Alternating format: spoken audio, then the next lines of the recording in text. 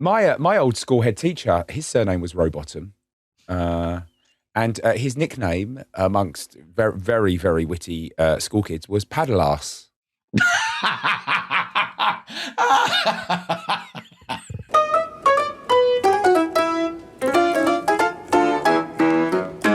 Hello and welcome to another episode of Mildly Informed with me, Richie Firth, and him, Chris Skinner. Chris, how are you? Rich, it's Friday, and it's rare that I've needed a Friday as bad as this when we're recording. Look, if you're listening to this on Tuesday, I still think this is relatable content, and that's what we're about here. Don't you just love a Friday when you get to it and you go like, oh my God, thank God. And I know we've got a M&S dine-in for 2 dinner tonight.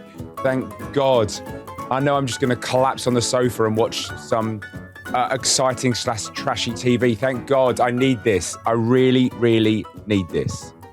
It sounds like you really, really need it, and hopefully I will be here to provide you the vibes for the next half an hour that you need, and also mildly inform you about a few bits and bobs, and the audience too. Well, talking of the audience, they are full of expectation for you to pick up that guitar that is over your left shoulder and start strumming, mate. Let's go get it. Honestly, if you've not been to our YouTube before, this is the time now to drop onto that channel and see, because I think you need to see the finger work, see how he plucks.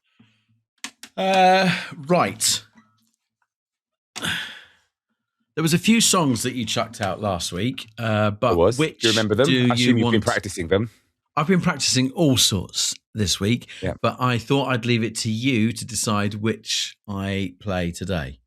Okay, let's start with the Bob Dylan song subsequently covered by Guns N' Roses, which is Knocking on Heaven's Door. Okay.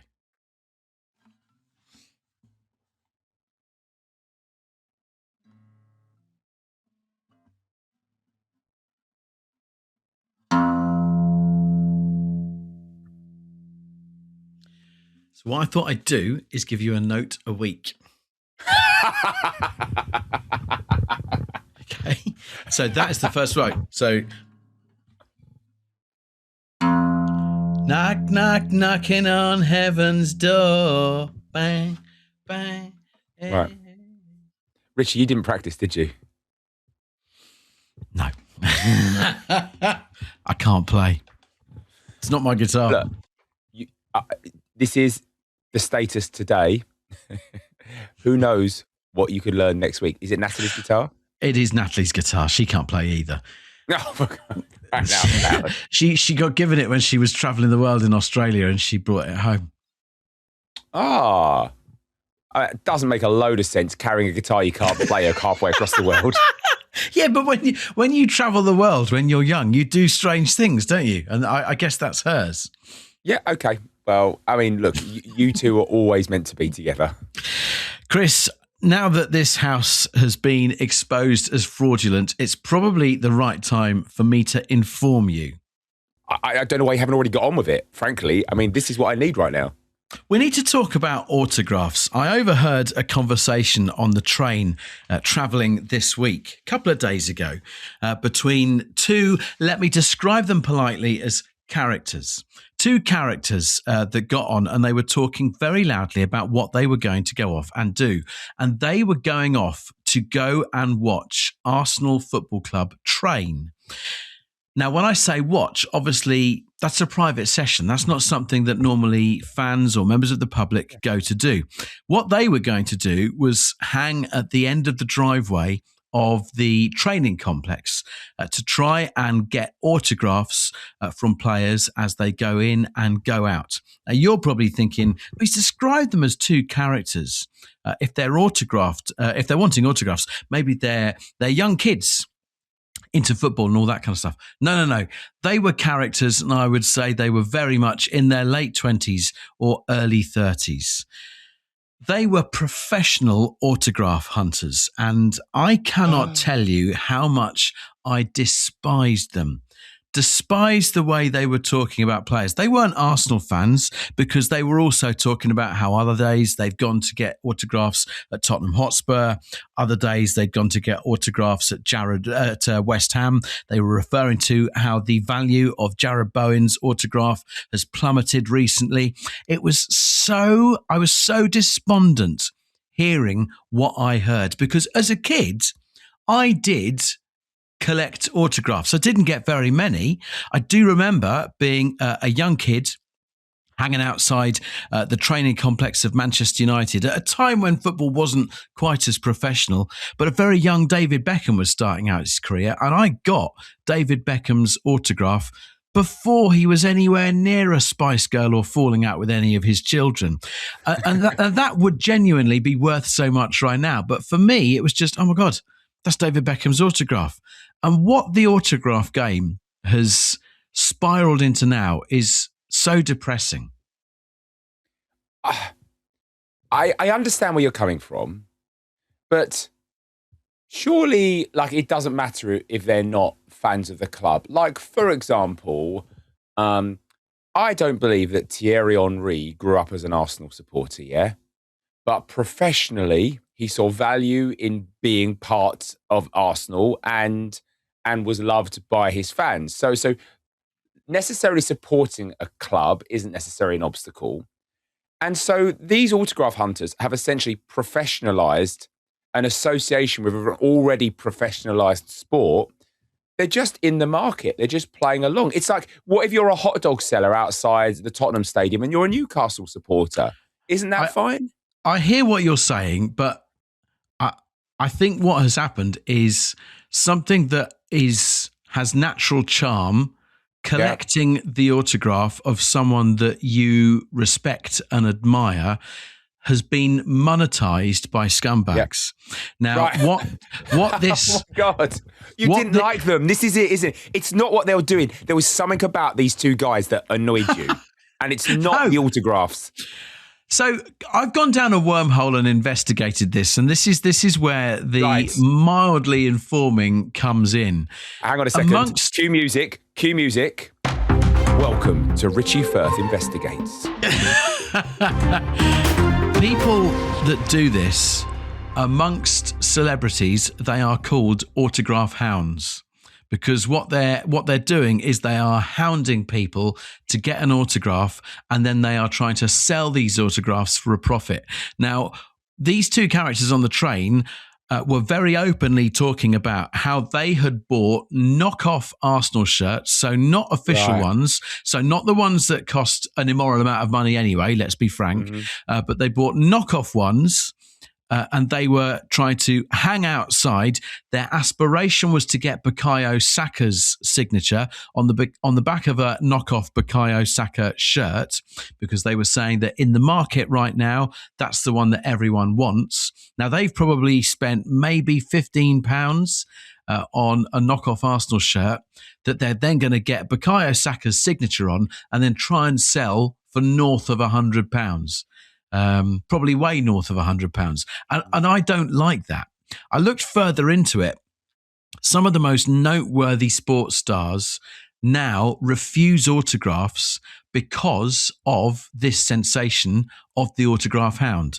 Tiger Woods, Tom Brady, Michael Jordan, none of them sign autographs anymore. Now, you're probably thinking, you've named a lot of top-tier sports stars there. Mason Mount, current England footballer, Manchester United footballer, Diogo Dalot, they don't sign autographs for that very same reason, because the autograph hounds are out of control. Well, that's sad. I wasn't quite aware of...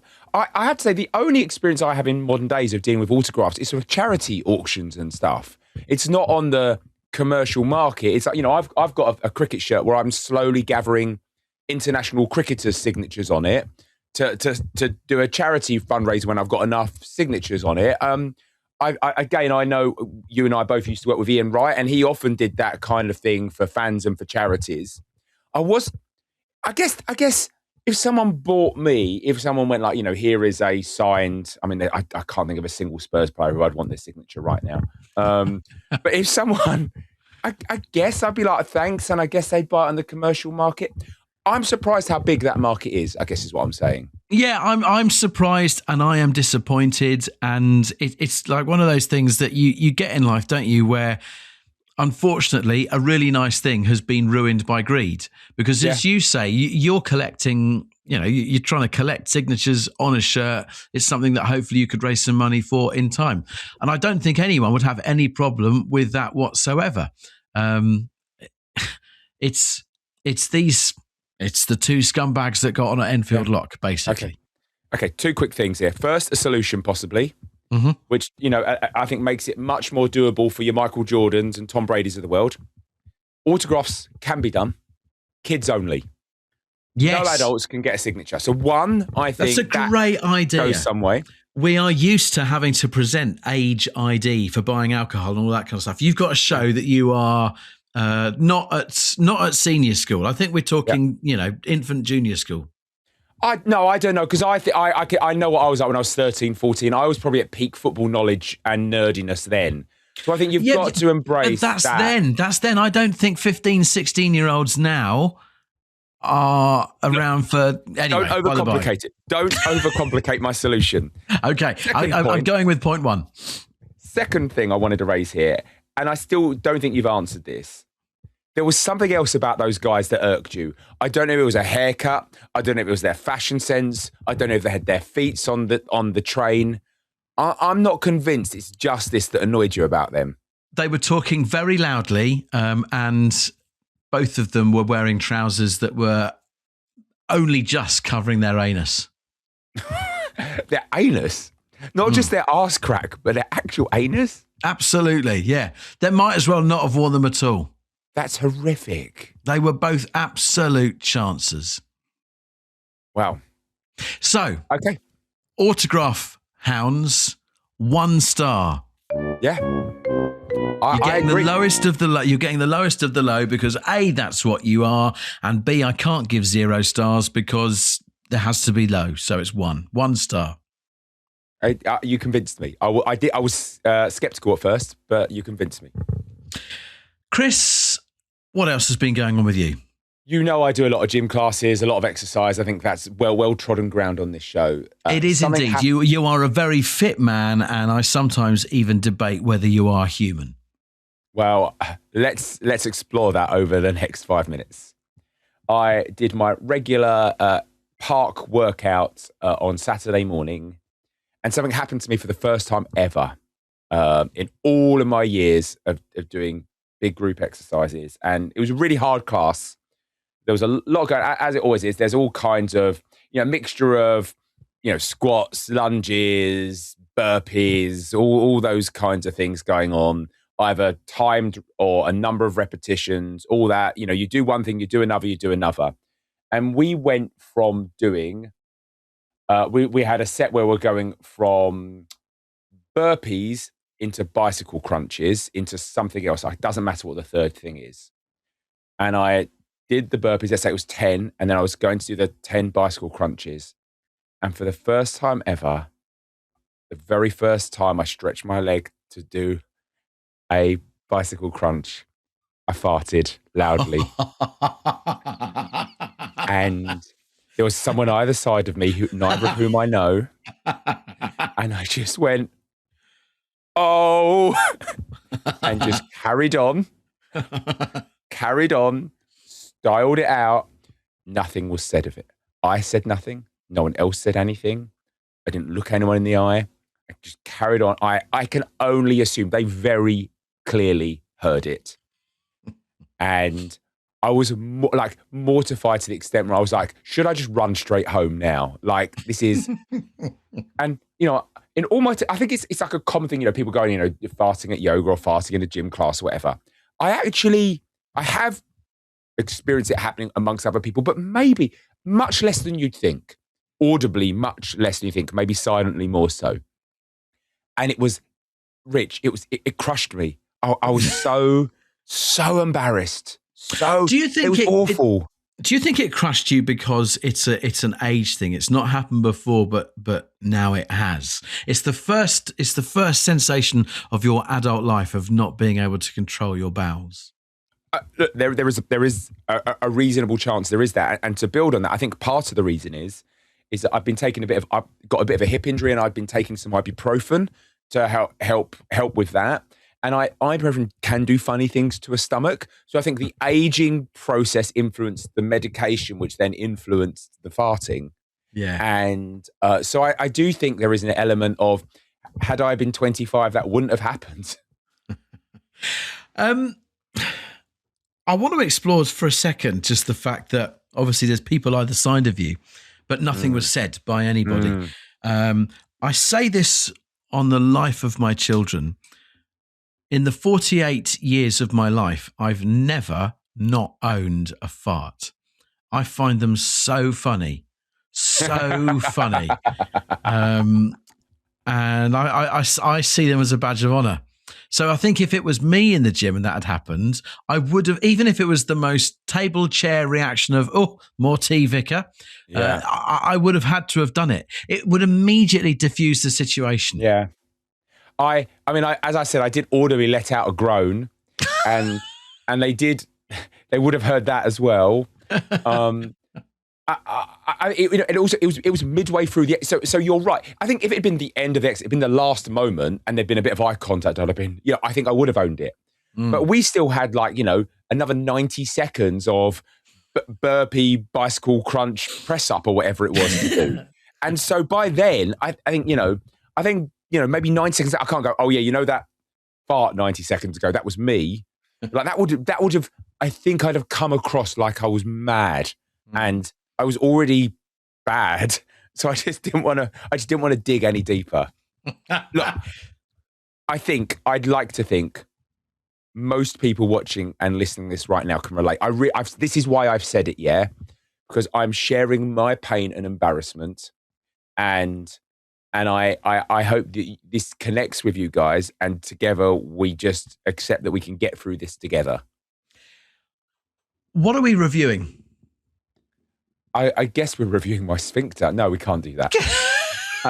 This is the second piece of conversation where we've talked about sphincters and ani. Oh, God. Okay, so I am going to review public embarrassment. And you, for example, I think wouldn't give it a 1 star because you quite clearly own it. What was it? Ooh, misses. Is that what you said you'd say? Ooh, Vicar? More tea, Vicar. More tea, Vicar. More tea, Vicar. There you go. So I think you might give it a 2 or a 3 star, but I am giving it a full-on... No, I think if I'd been publicly called out, that would have made it a 1 star review. So it gets a 2. So to speak. I give it a number 2. Oh, my God. He followed through. This would be a good time for some corporation to associate themselves with our sphincter chat.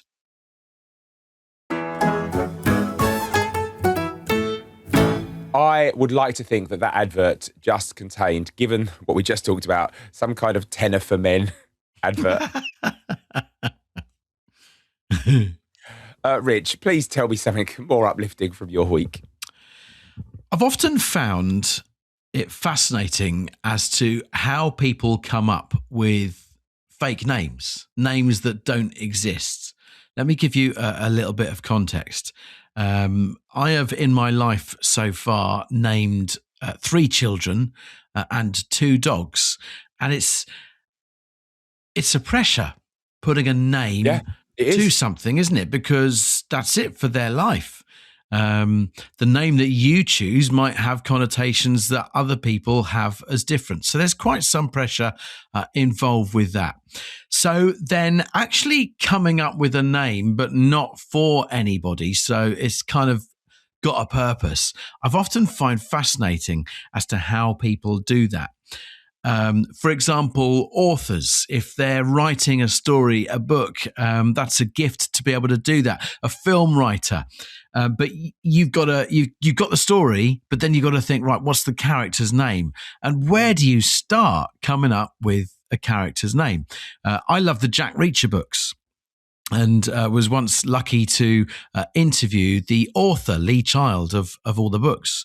And when he was asked about how did you come up with the name, he knew that the character Jack Reacher was going to be a big, physical, tall guy. And he is himself. And he said that he was in the supermarket. A lady asked him to reach something off the top row. She got it for him, and she said, "Cool, you're a reacher." And that's where the name come from. So that's how he came up with his.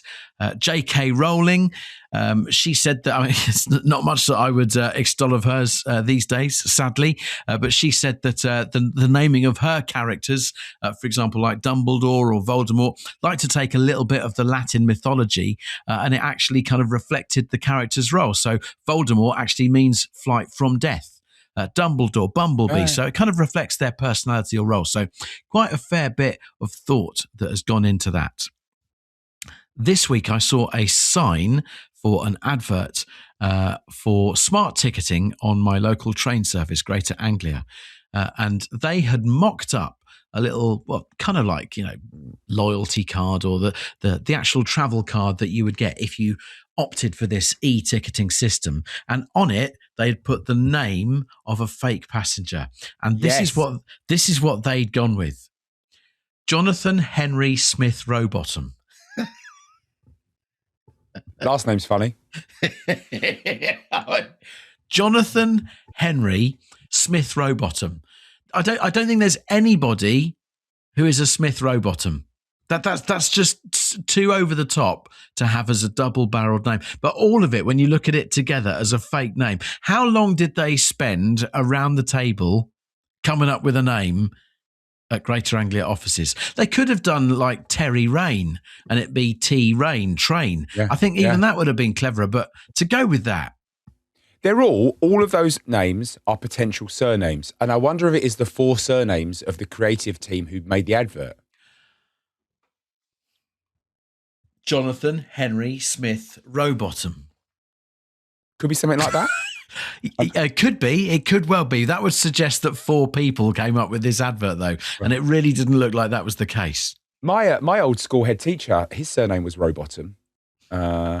And his nickname amongst very, very, very witty school kids was Paddle-Ass.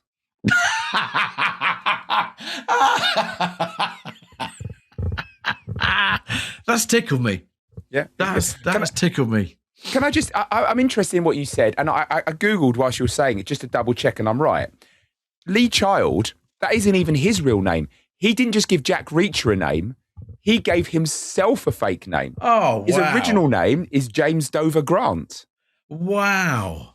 That's fascinating. I find names fascinating. Like, Elton John has obviously got an incredible voice. Reg Dwight. Yeah, Reg Dwight. Are you seriously telling me that he would not have had all of those songs if he'd gone with Reg Dwight rather than Elton John? I honestly think so. Really? Yeah, I don't think he'd have got in the door. I think Elton John feels quite showbiz. What, and Reg isn't? 100%. And I reckon already then the name Reg was probably sounding a little bit tired. And I get it. If you had to have a stage name, what would you, if you weren't called Chris Skinner, what would you rather be called? So, good question. I think I may have mentioned this on the show before. Me and my oldest daughter, we have a notes page in my iPhone where we just, whenever we think of one, we put a funny made up name in it. Oh, brilliant. And so I'll give you a couple of examples, and maybe these could be one of mine. Dirk Chisel. Arthur Pooh. Right, I know which one of those is yours and which one of those is Mabel's. Poo Poo Fartman. Christ. I'm looking at some of these thinking, what were we on? Marmalade de la Piscine. That's good. Annabelle Aftershock. Shannon Cannon. Dirk Chisel takes some beating. Dirk Chisel. If you ever see a book in W.H. Smith written by Dirk Chisel, it was me. I'm going to have to review fake names. I think it's harder than people would think, but come up with a good one and you're onto it. 4 out of 5 for fake Great. names. Love it. Love it. I feel they were actually robbed of a fifth, but that's good. Dirk, otherwise known as Christopher. What else would you like to tell us about this week? I had a sad and challenging week this week, Richie, and I want to share it. And I hope it's not too sad to share with the audience. I was at a funeral this week. My Uncle John passed away over Christmas, and so there was a big gathering of family. It was quite tragic, really, in that he was too young. He was 70. He'd got ill too young, and I think there was definitely some quite visceral, raw emotions about the fact that a life that had been well lived was cut shorter than it should have been. And so what I wanted to do was reflect one of the real positive things that had happened there. And like there are a lot of funerals, if someone's had the sadness to experience one recently, digital photo albums now where you get the rotating photos of people's lives come up. And his came up, and it was wonderful, and it was him living life to the full with his family over many, many generations. So from his childhood till his later years, and he was there at the barbecue. He was there on roller coasters with his kids, on all kinds of family holidays with his mates. He was a lifelong gooner, season ticket holder. Sounds a good man. Him outside all the stadiums. Well, that bit was questionable of his life. The only bit though. And him in Europe, celebrating European success. He ran many. I think he might have done something like 15 marathons over his life, and that really sort of captured the man. I mean, he made me for $1 million. Yeah, when I was 17, he was the uncle. We were at a wedding, and he was sort of standing around. That bit between there's people are just standing around. What do we do next? What do we do next? Are we going on to the venue and photos are being taken? And even though I was quite a gangly, awkward 17-year-old, he saw me and my dad. He instantly saw, well, he looks roughly like an adult now. Waved us over to the pub to sink a couple of pints between the bits. Immediately treated me as a young adult. Like I was like, yeah, you're a grown up now, and probably ripped me for being a Spurs fan for the next 45 minutes. And so it was sort of wonderful to celebrate that life amongst the tragedy. It was as you know, I'm from a very big Irish family. There were lots of people there, some of whom I only seem to see at funerals these days. But it was really the live life to the full element of who he was and what he had done was like, shit, I've got to take something away from it, and it's that. And of course, what I'm not telling our audience to do is now bankrupt yourselves by spending all your hard-earned cash on going on roller coaster rides and the like. But I guess it did make me very mindful of don't keep thinking of tomorrow. Don't keep not doing the next thing, because you're worried about this or you're worried about that.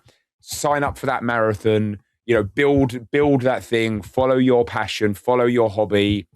Book that holiday. And I'm very conscious of that right now, which is why this weekend I will be booking a holiday. 100%.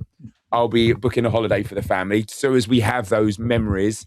And so I wanted to pay tribute to him, who was a great man. And I wanted to tell our audience, if you've always been umming and ahhing, should you go for that guitar lesson? Should you, are you umming and ahhing about, should you spend that money on going to that event? Look, the memory, I think you might think it's £100. The memory will be worth it. I think do the thing, spend time with your friends or your family. I think follow your passion and live life in the now a little bit more. And I would give it, through what was evidenced to me from my uncle this week, as a lifestyle choice, I'll give it 5 stars. Remind us once again of the name of this fabulous gentleman. It was Johnny O'Leary from Islington. I think it's such a valuable lesson to learn, and it's such a shame that often in life we we learn it after loss. But living life in the now and cherishing the day that you are in, and remembering that every new day that you wake up is a gift and a blessing, is one of the most important things that we can have. And I would also say that I hope, with a glint in my eye and a smile on my face, that hopefully Uncle John would have had as well, that Arsenal go on and have the season that he would have wanted, and it sounds rather fitting. Well, wouldn't it just be? And if that can be accompanied with Tottenham maybe finishing as high as 14th, then it would be a win for everyone. And for dear Uncle John, I will rib you for that 14th place finish that he would have done as well. Yeah, I mean, I say live your life in the now and live your life to the full. I have to say, I had about 8 pints of Guinness that day. And when I woke up the next morning, I was not in a live in the now moment. No. But I've had another 24 hours to recover since then.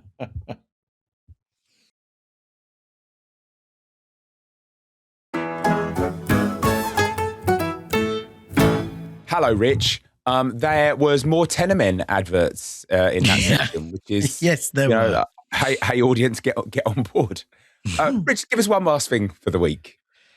I've been umming and ahhing as to whether to talk about this, but actually, everything that you've just said about living life in the now and chasing the things that make you happy has empowered me to share with you a new game that I have become addicted to this week. I've been pushed this game on certainly Instagram adverts, various different places. It's popped up and tried to push to me, oh, you'll like this game. You'll like this game. And I've looked at it and kind of thought, oh, yeah, I reckon I probably would like that game, but I can't download that because I don't have the time in my day to get addicted to that. I can't justify that. And then a few days back, the advert was pushed again. And I thought to myself, oh, let's have a look on Steam and see how much this is. And it was on a reduced offer of £10. I thought, oh, just do it, Rich. 10 quid. You can spunk a tenner on this. And if it turns out to be not as good as you think, then that was just a tenner.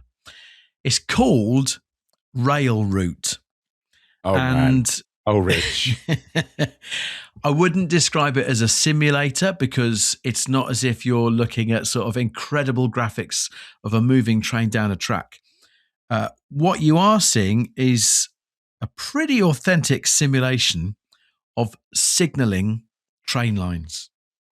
So the screen does not change that spectacularly, other than you have got various trains moving up and down lines to a timetable, and you've got to make sure that the signals are set, that the points are set, and that the train's going to the right place at the right time, that there isn't another train blocking it, or a light's gone and is blocking its path. And then if it is, it's sat there and it's waiting, it's suddenly late, you've got angry passengers, you're losing points. I'm absolutely addicted to it. And I think the thing that it really illustrates to me is it's one of these games where you're so into it, but you're actually you're close to doing what someone's job is. But when they're doing their job, there's actually a real 800 people on that train who are going to work and need to arrive on time, need to actually arrive rather than be derailed and crashed. And it's one of those games that I'm addicted to, but it's also making me appreciate someone's job and the intricacies behind the train that we catch to work every day and just take for granted. Can I ask, is it the game where you have various challenges and tasks, or is it one of those endless games where it just goes on and gets more complicated? Endless game, getting more complicated, building more tracks, building more routes, accepting more trains into the timetable. It just seems to get more and more and more. I don't think there's necessarily a completion level. There might be, but I'm only a few days into this and I'm already nuts deep. So, oh God, not the way to describe it. And what is the do you get like points? Do you get, or is it just days survived? What is the endorphin hit? How do you know it's going well? So I get points for every train that reaches the end of its route and is dispatched on time. So more points are getting up. And if you get more points, then you might be able to use those points to buy more stations, lay down more track, lay down higher speed track. Yeah, absolutely. Right. Yeah. So you're kind of building your empire, but in a very authentic way. I quite like this, I have to say. It sounds like a more complicated version of an iPhone game called Mini Motorways, where it gets increasingly, and you basically have to plot homes to factories. And I don't need to hear about other similar games. I think you would like this kind of game. You don't have to be into trains to be into this. I get it. If you're into sort of like logistics, systems, all that kind of stuff, this is the kind of game that you would waste so much time on. And the other thing about it, because there's no sort of like ornate graphics or stuff that need to be going on, there is music, but it's just classical music just playing in the background as you're just doing it. It feels really calming and zen while I'm doing it. I like that. I wonder if that's a conscious decision to give you classical music, like rather than like speed metal or something. I think speed metal would only bring on more accidents and collisions. Yeah, like I think very deliberately. I think as the game gets harder, the music genre should change. So yeah, if you're doing like a high speed route, that's when you have got your thrash metal. Yeah, absolutely. Yeah. It's called Rail Route. They have not paid me to endorse this, but I am giving it a 5-star review. We are available to be paid. Yeah. 5-star review for me because I'm absolutely addicted to it. But I do think it's the kind of thing that would transfer across. You don't need to be into trains to have to do this. It's a great time waster. Good for you. 5 stars. I am desperately not going to go anywhere near it for my own safety. If you wish to share with us your thoughts on autographs, Jonathan Henry Smith, row bottom, farting in the gym, rail route, or have any other wisdom to pass on to Chris after his 8 pints that were sunk celebrating the life of Uncle John, then you can find us by emailing mildlyinformedpod@gmail.com. We're on our socials at Richie Firth or at Producer Chris. You can leave your comments on our YouTube channel where, of course, you may not have seen this on YouTube before, and you might want to go there to see the first chord played from Knocking on Heaven's Door. And there'll be another chord for you this time next week. Chris, it's been fun. I'm going to see you on the Patreon, which you can find Mildly Informed Pod, patreon.com. We'll be over there soon. But for those of you who don't pay and support us, goodbye.